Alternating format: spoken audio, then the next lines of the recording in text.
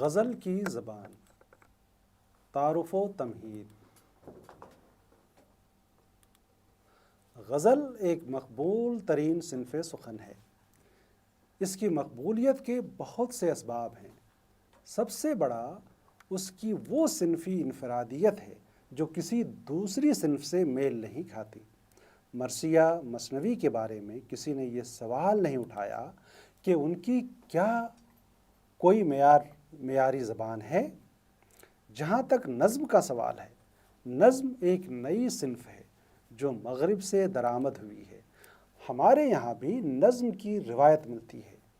قلی قطب شاہ سے لے کر نذیر اکبر آبادی تک جو نظموں کا سرمایہ دستیاب ہے، اس کی تکنیک جدید یعنی حالی و آزاد کے بعد کی نظم کی تکنیک سے بڑی حد تک مختلف ہے۔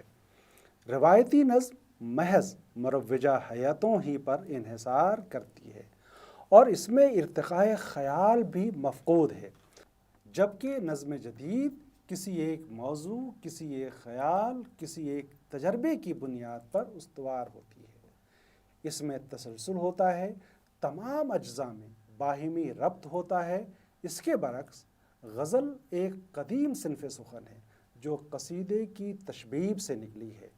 قصیدہ مدحیہ اور ہجویہ دونوں ہوتے ہیں۔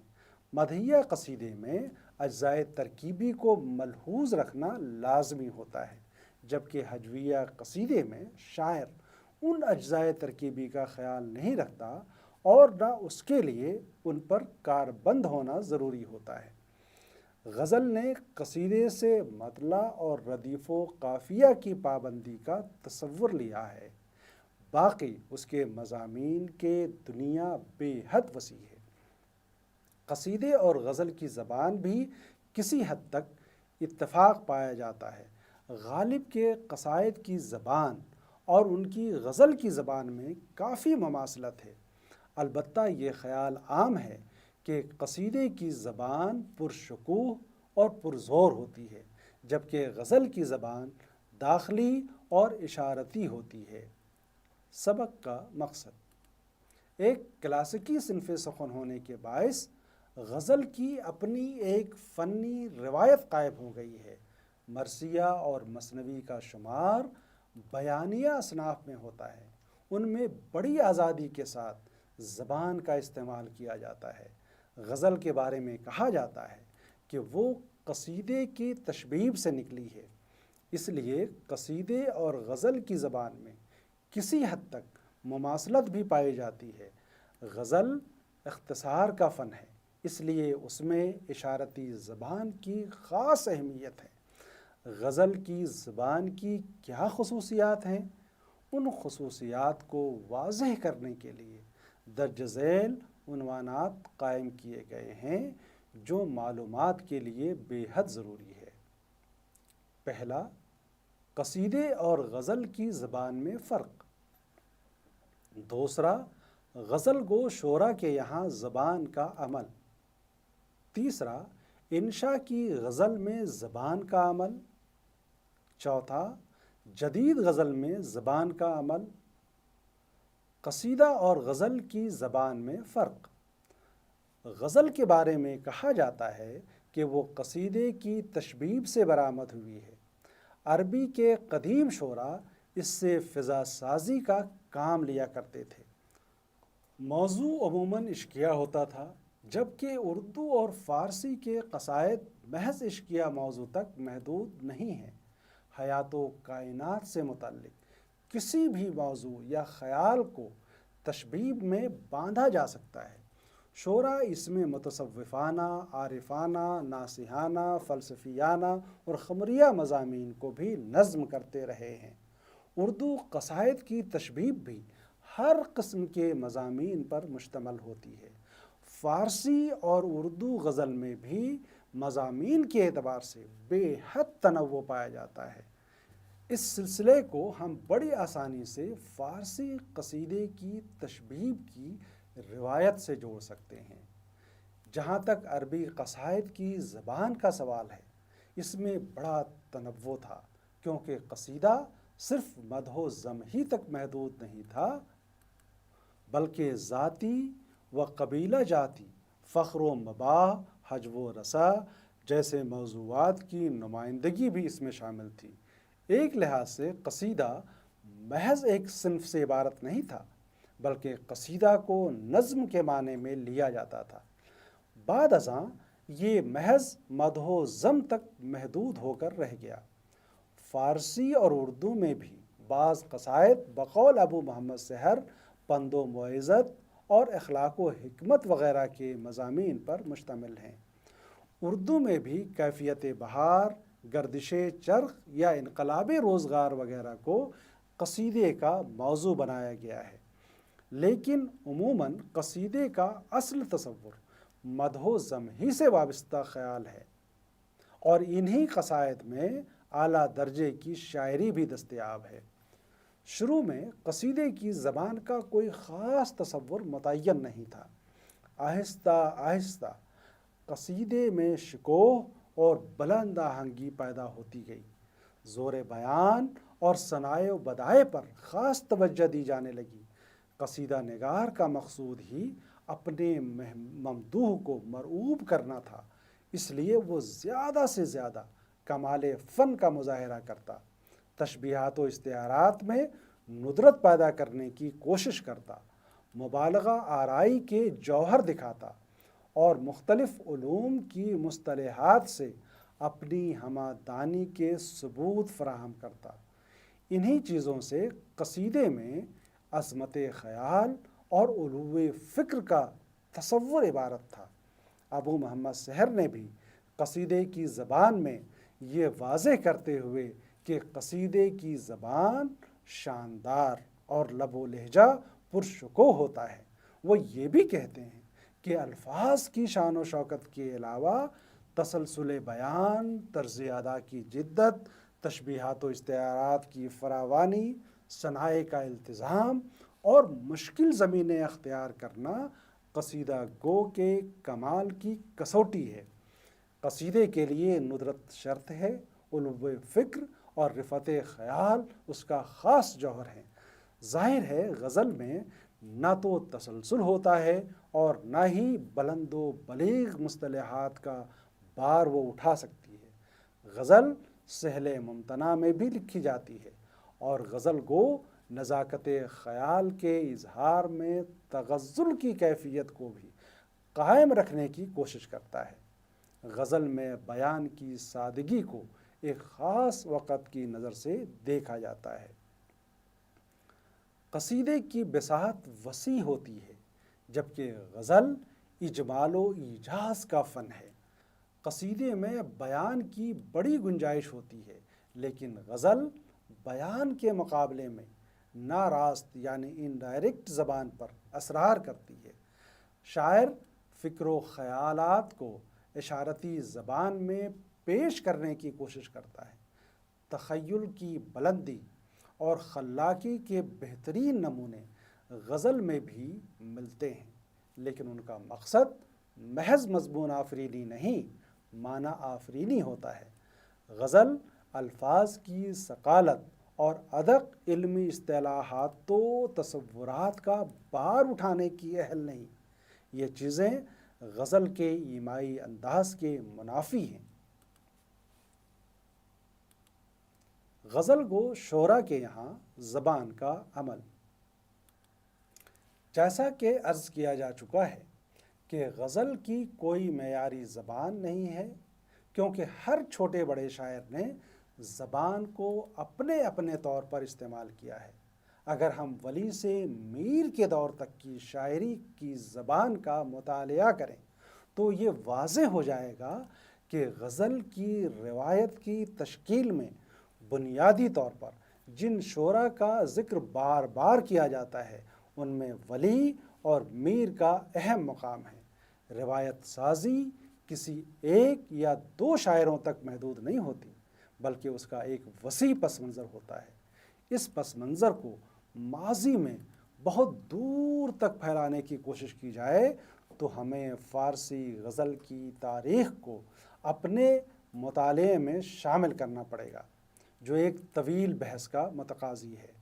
ظاہر ہے ولی، آبرو، حاتم، میر، سودا وغیرہ نے جن روایات کی آبیاری کی تھی اور جن سے پہلی بار متعارف کرایا تھا، ان کی جڑیں فارسی غزل گو شعراء ہی میں ملتی ہیں۔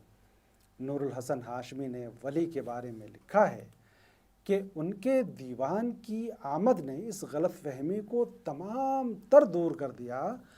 کثرت مقبولیت کا یہ عالم تھا کہ گلی گلی ولی کا کلام پڑھا، گایا اور سنایا جانے لگا۔ عوام تو اس کے منتظر تھے ہی کہ کوئی ایسا کلام انہیں ملے جو ان کی زبان میں ہو اور اچھا ہو۔ ولی نے اس دیرینہ اور شدید تمنا کو پورا کیا۔ گویا ولی ایک تاریخی ضرورت بن کر سامنے آئے۔ خواص اور فارسی کے ادبا نے دیکھا کہ ولی کے کلام اور ان کے دیوان میں وہ تمام چیزیں اور وہ تمام خصوصیات موجود ہیں جو ان کے یہاں یا دیگر فارسی کے اساتذہ میں پائی جاتی ہیں۔ تصوف اس میں ہے، اخلاقی مضامین اس میں ہیں، معاملہ بندی، معاملات عشقیہ کی لطافتیں، نزاکتیں اور دلچسپیاں، ہر بات اس میں موجود ہے۔ پھر روانی، ترنم، ثنائے، بدائے اور وہ تمام دیگر لوازمات اور فنی نقطے بھی اس میں بحسن و خوبی موجود ہیں جو اساتذہ فارسی میں پائے جاتے ہیں۔ اس لیے انہوں نے فارسی کی طرف داری یا عصبیت چھوڑی اور ولی کے دیوان کو اپنا رہبر مان کر اردو میں شعر و شاعری کرنے لگے۔ بہاوالہ، دلی کا دبستان شاعری، نور الحسن ہاشمی۔ اردو غزل میں مضامین کی خاص اہمیت ہے۔ مضامین خیال کی بنیاد پر قائم ہوتے ہیں۔ خیال موضوع لفظوں میں باندھ کر نظم کی صورت میں جو پیش کی جاتی ہے وہ مضمون ہوتا ہے۔ خیال اور زبان میں اگر تخلیقی یگانگت نہ پائی جائے تو خیال مؤثر بھی نہیں ہو سکتا۔ کسی گہرے فکر انگیز خیال اور ذہنی تجربے کو نظم کرنے کے لیے اسی کے مطابق زبان بھی استعمال کی جاتی ہے۔ اسی طرح جہاں خیال کی نزاکت یا نازک جذبات و محسوسات کی ادائیگی مقصود ہے تو وہاں سہل و سلیس، سادہ و شیریں زبان ہی کارگر ثابت ہوتی ہے۔ ولی کی غزل میں موضوعات کے لحاظ سے تنوع ملتا ہے جو اس بات کا بھی ثبوت ہے کہ اب زبان کا جو ڈھانچہ تعمیر ہوا تھا اس میں دکنی بولی کا رنگ ہلکا پڑنے لگا تھا اور فارسی آمیز الفاظ کے استعمال نے ایک رجحان کی صورت اختیار کر لی تھی۔ ولی کے بعد جس کا عروج سراج اورنگ آبادی کے یہاں ملتا ہے، جمیل جالبی کہتے ہیں کہ ولی نے زندگی کے رنگا رنگ تجربات، تنوع اور داخلیت کو سمو کر غزل کے دائرے کو پوری زندگی پر پھیلا دیا۔ یہاں چند مثالیں ملاحظہ ہو۔ حقیقت سے تیری مدت سے ہم واقف ہیں اے زاہد، اب بس ہم پختہ مغزوں سے نہ کر اظہار خامی کا۔ ولی اس گوہرے کانے حیا کی کیا کہوں خوبی، مرے گھر اس طرح آوے ہے جوں سینے میں راز آئے۔ آشنائی نہیں تو جاتا ہوں، کیا کروں جی اداس ہوتا ہے۔ جسے عشق کا تیر کاری لگے، اسے زندگی کیوں نہ بھاری لگے۔ میر تقی میر اور سودا نے غزل کی زبان کے دو تصور مہیا کیے۔ میر نے سادگی زبان کا تصور دیا اور یہ جتایا کہ غزل کی نرم و لطیف زبان کا دوسرا نام سادہ و سلیس کے بھی ہیں، جو سیدھے سادے سامنے کے جذبوں کے اظہار ہی پر قادر نہیں ہوتی، پیچیدہ سے پیچیدہ انسانی تجربوں اور نازک سے نازک وارداتوں کو بیان کرنے کی اہل بھی ہوتی ہے۔ میر نے غزل کو شدت احساس کا ترجمان بنا دیا۔ یہ چیز اس لیے ممکن ہوئی کہ میر کی زبان محسوس زبان کا تأثر مہیا کرتی ہے، جیسے ان کی غزل کی عمارت محض قافیوں کی بنیاد پر قائم نہیں ہوئی، بلکہ ان کے باطن کی آواز اس کے ایک ایک جز میں شامل ہے۔ میر نے زبان کا یہ تصور بھی دیا کہ ہر جذبے اور ہر تجربے کے اظہار کے لیے محض مروجہ لغات اور خود کے تکرار زدہ الفاظ کا سرمایہ ناکافی ہوتا ہے۔ میر کی زبان میں اسی لیے تنوع پایا جاتا ہے کہ وہ جذبات، خیالات اور تجربات کے مطابق لفظوں کا استعمال کرتے ہیں۔ زبان کے استعمال میں ان سے زیادہ کوئی اور نڈر نہیں ہوگا۔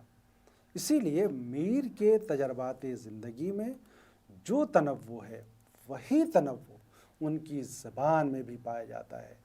مثلاً وہ دل کے شام و سحر جسے پکا پھوڑا تھا، وہ دل کے جس سے ہمیشہ جگر فگار رہا، زندہ میں پھنسے طوق میں پڑے قید میں مر جائے، پیدام محبت میں گرفتار نہ ہوئے، اس واسطے کانپوں ہوں کہ ہے آہ نپٹ سر، یہ باؤ کلیجے کے کہیں پار نہ ہوئے۔ سارے رند و باش جہاں کے تجھ سے سجود میں رہتے ہیں، باnkے ٹیڑھے ترچھے تیکھے سب کا تجھ کو امام کیا۔ کام ہوئے ہیں سارے ضائع ہر ساعت کی سماجت سے، استغنا کی چوگنی ان کی جوں تو میں ابرار کیا۔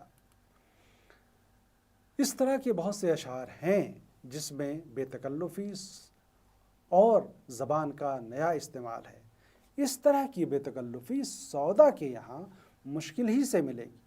میر کی زبان میں مقامی محاورے کا دخل زیادہ ہے کیونکہ انہیں عوام سے گفتگو کرنی تھی، جبکہ سودا کی زبان میں تنتنا اور زور تخیل ہے۔ ان کی غزل کا آہنگ بھی بہت بلند ہے۔ فارسی الفاظ و تراکیب کا استعمال بھی انہوں نے کثرت سے کیا ہے۔ میر و سودا نے اپنی غزل میں جس طرح زبان کا استعمال کیا ہے اس کے اثرات کا سلسلہ ناسخ سے ہوتا ہوا غالب تک پہنچتا ہے۔ ناسخ کو ہم سودا کے سلسلے سے جوڑ سکتے ہیں، لیکن غالب کے یہاں میر، سودا اور ناسخ کی زبان کے ملے جلے اثرات کی کار فرمائی ہے۔ ابتدا میں غالب جب طرز بے دل کے اسیر تھے تب ان کے یہاں سودا اور ناسخ کا آہنگ بھی اپنا اثر دکھاتا ہے۔ بعد ازاں میر کے رنگ کی شمولیت نے انہیں مقبول عام بنا دیا اور آج بھی وہ عوام و خواص میں سب سے زیادہ مقبول شاعر ہیں۔ انشا کی غزل میں زبان کا عمل۔ اردو غزل کی تاریخ میں انشا کی غزل کئی اعتبار سے اپنی ایک الگ دھج کا تاثر دیتی ہے۔ ان کے یہاں غزل کے عام، پیش پا افتادہ اور پسپا مضامین بھی ملتے ہیں۔ وہ مضامین بھی جن میں پھکڑ پن، ابتذال اور عامیانہ پن کی بو آتی ہے۔ انشا قادر الکلام تھے، انہیں زبان کے استعمال پر قدرت تھی۔ انہوں نے اپنی غزلوں میں پنجابی، بنگالی، اودھی، انگریزی، ہندی وغیرہ کے الفاظ کا بے دھڑک استعمال کیا ہے۔ انہوں نے یہ پرواہ ہی نہیں کی کہ کون سا لفظ تغزل کے خلاف ہے، کون سا شیریں اور کون سا کرخت یا نامانوس ہے۔ میر اور انشا کی زبان میں اس اعتبار سے تو یکسانیت ہے کہ الفاظ کو برتنے میں وہ دونوں ہی بلا خوف ہیں، لیکن میر کے یہاں صفائی اور روانی کبھی متاثر نہیں ہوتی۔ ایسا محسوس نہیں ہوتا کہ وہ شعوری اور ارادی طور پر لفظوں کا انتخاب کرتے ہیں۔ میر کے یہاں نامانوس سے نامانوس لفظ شعر کی روح میں رچ بس جاتا ہے۔ انشا کے یہاں ذرا نامانوس ہے۔ غزل کی شستہ و شائستہ زبان کی روایت کے تئیں اجنبیت کا تأثر دیتا ہے۔ کہیں وہ ان کے حصے مزاح کا مظہر ہوتا ہے، کہیں طنز و تشنیع ان کا مقصود ہوتا ہے، کہیں ان کا مطلب صنعت گری کے جوہر دکھانا ہے، کہیں ان کا منشا اپنی قادر الکلامی کو ثابت کرنا ہے۔ انشا کی زبان میں بلا کی بے تکلفی ہے، لیکن سنجیدگی کا دخل اس میں کم ہوتا ہے۔ سید شبیہ الحسن کا یہ خیال صداقت پر مبنی ہے کہ انشاء کی شاعری میں فن کم اور تفنن زیادہ ملتا ہے۔ وہ اپنی طبیعت کی تیزی اور ذہانت کی تڑپ سے خاصا لطف پیدا کر لیتے ہیں، مگر فکری عنصر کی کمی کی وجہ سے کسی صالح نقطۂ نظر کی پیروی نہیں کر پاتے۔ اسی لیے ان کی شاعری ایک طرح کی جسمانی زور آزمائی والی کیفیت رکھتی ہے، جس میں ہر طرح کے داؤ پیچ وہ صرف کر لیتے ہیں۔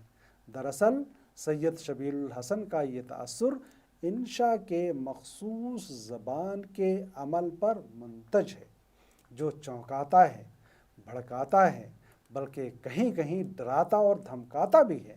غزل کی زبان کے تئیں یہ چیز ایک صدمے اور ایک بڑے ضرب کا حکم رکھتی ہے۔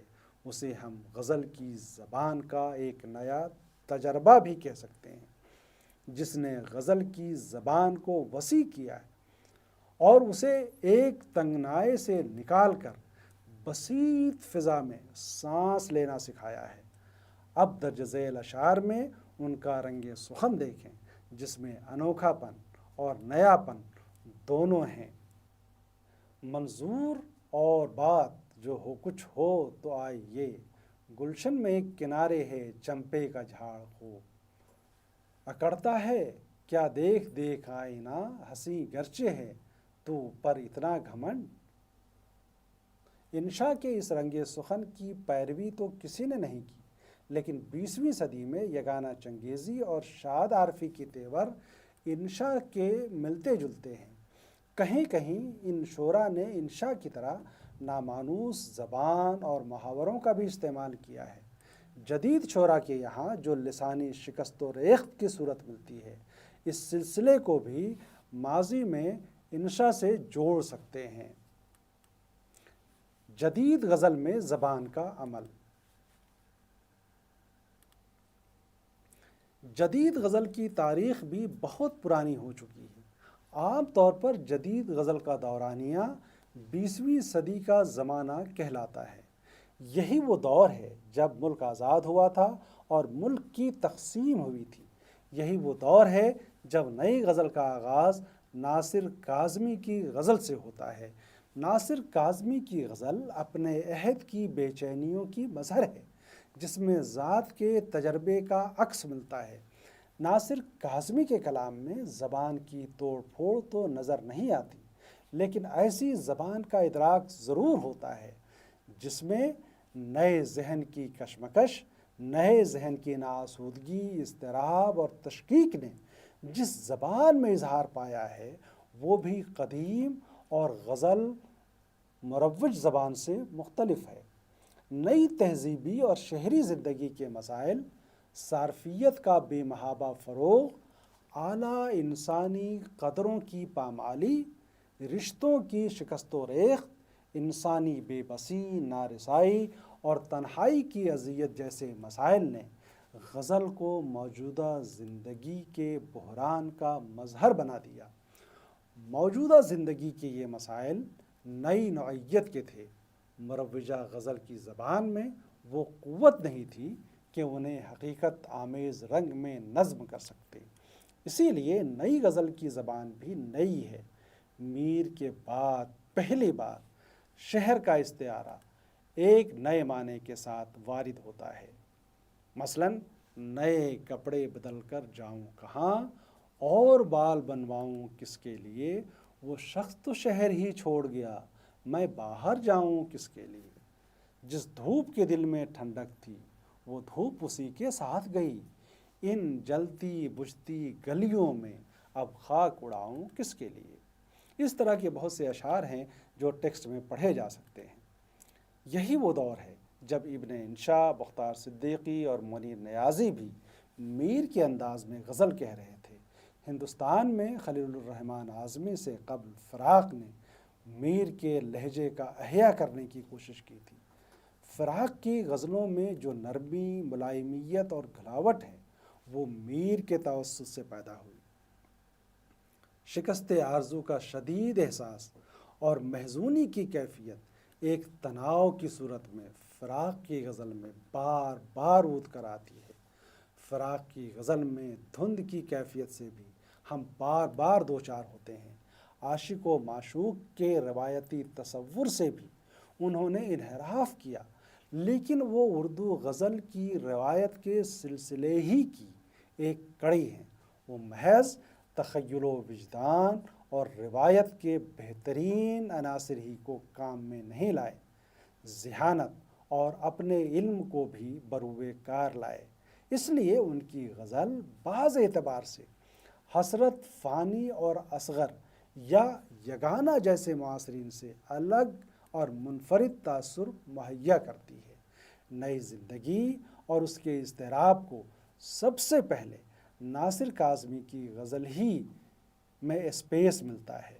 ناصر کاظمی کے معاصرین میں فیض اور مجروح بھی ہیں جو ترقی پسند ہیں، اور دونوں ہی سیاسی موضوعات و مسائل روایتی استعاروں کے پردے میں نظم کرتے ہیں۔ فیض کی شعری زبان پر سودا اور مصفی کا اثر ہے، کہیں کہیں غالب کی گونج بھی سنائی دیتی ہے۔ مجروح کا آہنگ فیض کے مقابلے میں بلند ہے اور لہجے میں زیادہ اعتماد ہے۔ فیض اور مجروح کے چند اشعار ملاحظہ کریں جن سے دونوں شعراء کی شعری زبان اور لہجے کے امتیاز کو بخوبی سمجھا جا سکتا ہے۔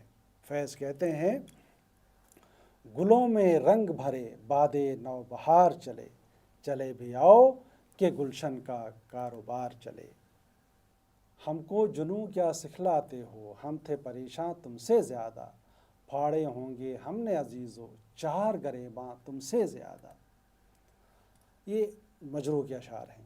ستون دار پہ رکھتے چلو سروں کے چراغ، جہاں تلک یہ ستم کی سیاہ رات چلے۔ مجروح کی آواز کا سر محض اونچا نہیں ہے، اس میں نشاتیہ آہنگ بھی شامل ہے۔